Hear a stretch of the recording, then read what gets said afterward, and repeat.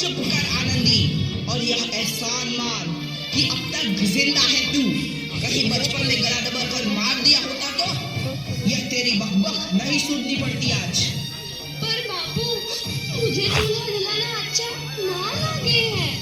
देख छोरी, जितना जल्दी हो तू चूल्हा जलाना सीख ले, उतना ही अच्छा है तेरे लिए।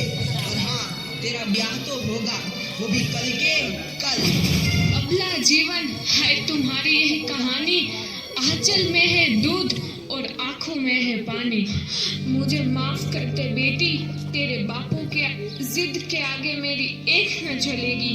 माफ कर दे बेटी, मुझे माफ कर दे। इस प्रकार मात्र 9 वर्ष की छोटी उम्र में आनंदी का विवाह गोपाल राव जोशी से हो गया। बाल विवाह एक सामाजिक कुरीति है और इस कुप्रथा का शिकार होना पड़ा आनंदी को। 5 वर्ष बाद आनंदी 14 साल की हो गई है। उसके घर एक शिशु ने जन्म लिया है। देखते हैं आगे क्या हुआ। देखिए ना, इसे क्या हो गया है। इसका अंगार की तरफ तक रहा है। इसे तो बहुत तेज बुखार है। आप बिना कुछ भी बोलते हैं, दीजिए मुझे।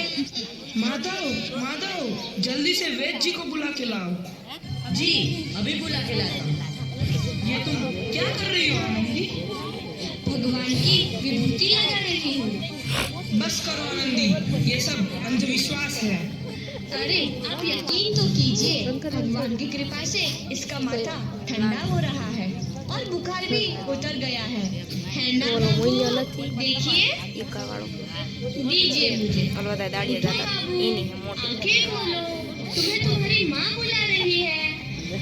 आंखें खोलो, देखिए ना इसे क्या हो गया है। आंखें भी नहीं खोल रहा। आंखें खोलो बेटा। आप चुप क्यों है? आंखें खोलो बेटा, आंखें खोलो। आनंदी, हमारा बेटा कभी आंखें नहीं खोलेगा। नहीं, ऐसा नहीं हो सकता।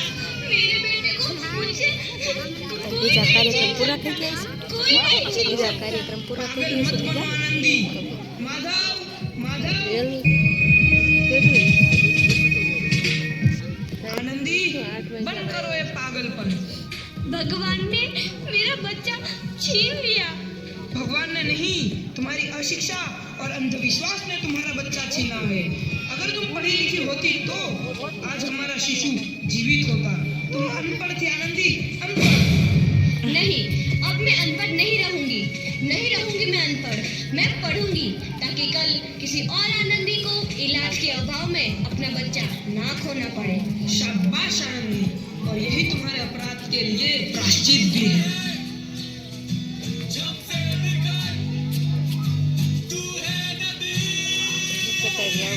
आनंदी, तुम्हारी 12वीं का परिणाम आ गया है। तुमने पूरे कॉलेज में प्रथम स्थान अर्जित किया है।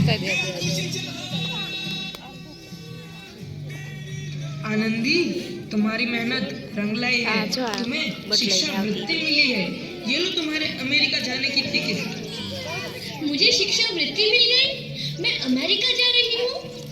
पर ये सब मैं अकेले कैसे कर पाऊंगी? आनंदी, अपने आप को इतना कमजोर क्यों समझ रही हो? फिर इतना पढ़ने लिखने का क्या फायदा? तुम अभी गवार की गवार नहीं हूँ मैं अब गवार।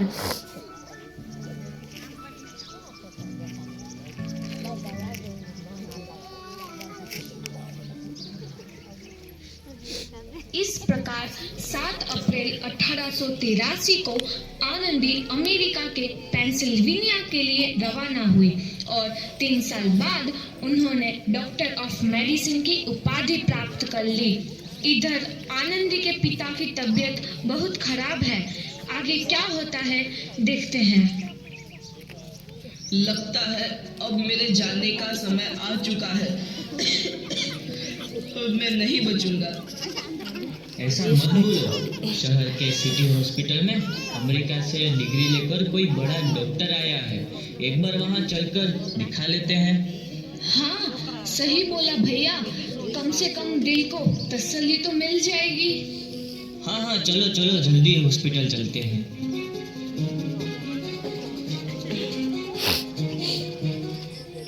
मरीज की हालत तो बहुत ही खराब है। कोई चमत्कार ही इसे बचा सकता है। ऐसा मत बोलो भाई, डॉक्टर साहब कब तक आ जाएंगे? लो आ गई डॉक्टर मैडम।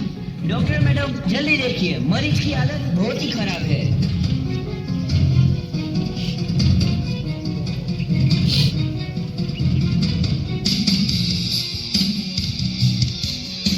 अब आप बिल्कुल ठीक हैं। मौत के मुंह से आपको बचाया है डॉक्टर मैडम ने। डॉक्टर साहब ने मुझे बचा लिया। मुझे मिलना है डॉक्टर साहब से। डॉक्टर साहब नहीं, डॉक्टर मैडम बोलो। डॉक्टर मैडम, उन्होंने ही तुम्हें जीवन दान दिया है। लो आ गई डॉक्टर मैडम, मिल लो उनसे। डॉक्टर मैडम, आपका बहुत बहुत धन्यवाद। आपने मेरी जान बचाई। इसके बदले में मैं गरीब भला आपको क्या दे सकता हूँ? वचन, वचन चाहिए मुझे कि कभी ये नहीं कहोगे कि लड़कियां कुछ नहीं कर सकती। वचन? ये कैसा वचन? अरे श्यामलाल, तुमने पहचाना नहीं? तुम्हारी बेटी आनंदी। आनंदी? मेरी बेटी आनंदी डॉक्टर? हाँ बापू, वही आनंदी जिसके लिए बचपन में तूने चूल्हा और दूल्हा के अलावा कुछ नहीं सोचा था। आनंदी, आनंदी मेरी बेटी, मुझे माफ कर दे। मैं तेरा गुनहगार हूँ बेटी। नहीं नहीं बापू, वही आनंदी जिसके हाथ पीले करके तुम उसकी सारी जिंदगी काला कर देना चाहते थे। माफ कर दे मुझे मेरी बच्ची, माफ कर दे। मैं तेरा अपराधी हूँ मेरी बच्ची, माफ कर दे। नहीं बापू, मैंने तो तेरा एहसान चुकाया है। याद है ना अपना एहसान जो बचपन में तुमने मुझ पर किया था? ताने सुना सुना कर जीते जी मार डाला था मुझको। अब बोल, और किस किस को मारेगा? आनंदी बेटी, मुझे माफ कर दे मेरी बच्ची। मैं तेरा गुनहगार हूँ।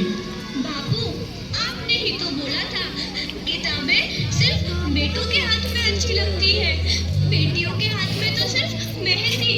बेटों और बेटियों में फर्क करना तो आंखों में फर्क करने समान है।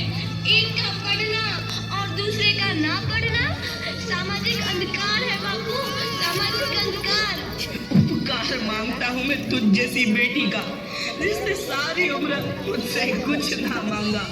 मांगा तो सिर्फ बराबरी का दर्जा। वरना सच तो यह है कि मैं तेरी माफी के लायक भी ना हूँ।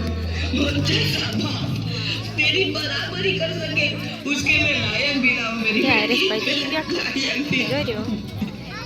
अपने बापू को क्या माफ नहीं करोगे आनंदी? माफ कर दो आनंदी, माफ कर दो। सुबह का भूला यदि शाम को घर लौट आए तो उसे भूला नहीं कहते। तो इस प्रकार आनंदीबाई जोशी ने अपनी मेहनत और अटूट इरादे से न केवल भारत की पहली महिला डॉक्टर बनी, बल्कि आगे चल के उन लड़कियों के लिए सुनहरा रास्ता दिखा जो जीवन में कुछ करना चाहती थी।